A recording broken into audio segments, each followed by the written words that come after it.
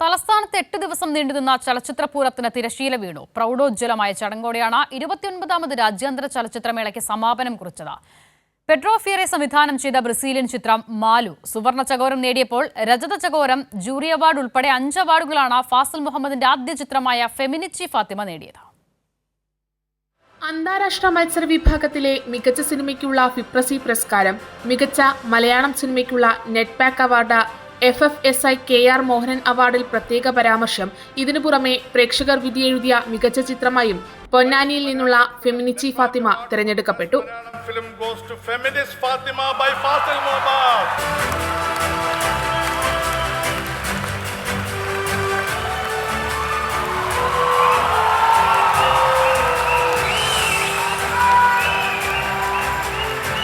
അന്താരാഷ്ട്ര മത്സര വിഭാഗത്തിൽ പെട്രോ ഫ്രയറി സംവിധാനം ചെയ്ത മലു സുവർണ ചകോരം നേടി. ഇന്ദുലക്ഷ്മിയുടെ അപ്പുറത്തിൽ അഭിനയിച്ച അനഘാരവിയും റിതം ഓഫ് ദമാമിൽ അഭിനയിച്ച ചിന്മയ സിദ്ധിയുമാണ് അഭിനയത്തിൽ ജൂറി പരാമർശം നേടിയത്. മലയാള സിനിമയിലെ പുതുമുഖ സംവിധായകയ്ക്കുള്ള ഫിപ്രസി പുരസ്കാരം വിക്ടോറിയ സംവിധാനം ചെയ്ത ശിവരഞ്ജനി നേടി. മികച്ച ഏഷ്യൻ സിനിമയ്ക്കുള്ള NETPAC award me Maryam, the children and 16 others കരസ്ഥമാക്കി. മേളയുടെ സമാപന ചടങ്ങിൽ മുഖ്യമന്ത്രി പിണറായി വിജയൻ പുരസ്കാരങ്ങൾ വിതരണം ചെയ്തു.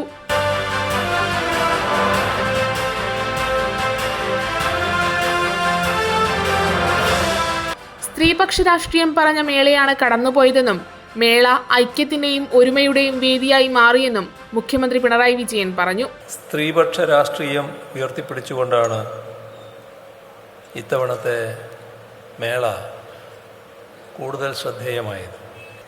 ആകെ പ്രദർശിപ്പിച്ച 177 സിനിമകളിൽ 40-ൽ പരം ചിത്രങ്ങൾ വനിതാ സംവിധായകരുടേതായിരുന്നു.